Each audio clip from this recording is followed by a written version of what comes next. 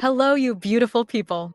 As we all know, a total of 4 characters are going to get buffed in patch 3.4, and these characters are going to be Blade, Jingliu, Kafka, and Silver Wolf. I know a lot of people are excited for these buffs, and fortunately, we just got a huge amount of info related to them.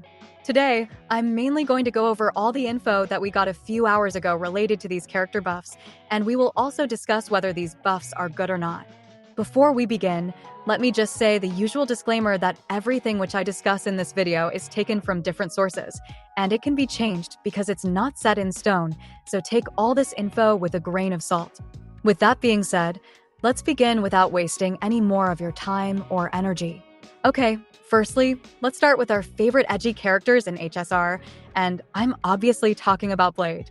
So, according to a reliable source, he is going to receive some pretty good buffs all around his kit, but the main change that they're making is that his abilities will no longer have an attack scaling. If you didn't know, for some reason, Blade always had an attack scaling in his kit, which never really made sense, so I'm really glad that they're changing it. This means Blade will be hitting way harder than he was before without having to change much. They also buffed his E1, which before was already pretty good, but they made it even better to try and keep up with more modern Eidolons. Basically, his old E1 would track the HP lost in the battle to empower his ultimate and would reset when you use it. Now it doesn't reset at all, so his ultimate will always be buffed at its max amount.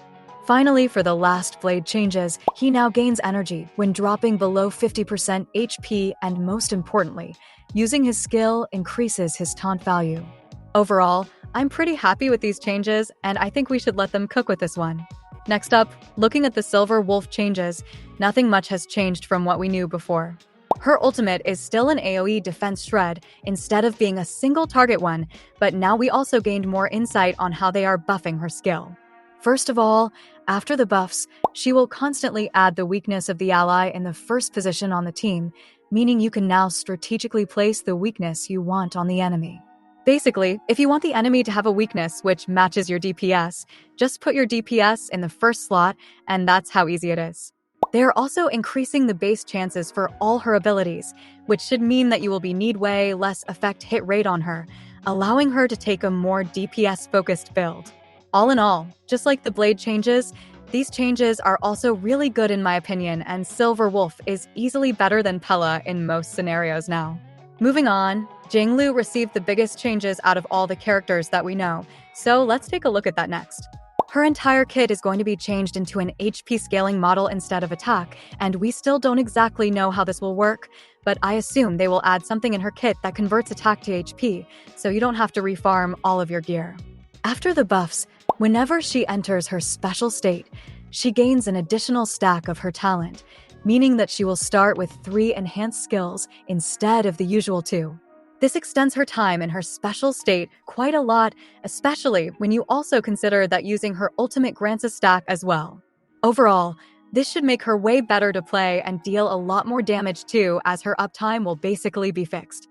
Lastly, her E4 was also changed to be a stackable crit damage increase instead of attack, which also should be much better for her damage.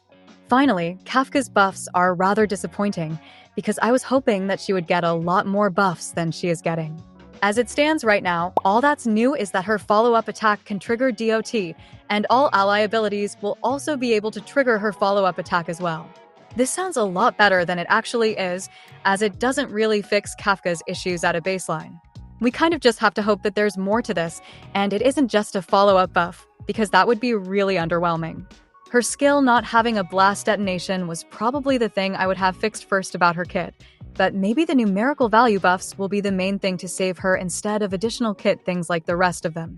All in all, really hoping for more Kafka buffs, because right now, DOT is already a rotting playstyle, and I think at least someone needs to save it.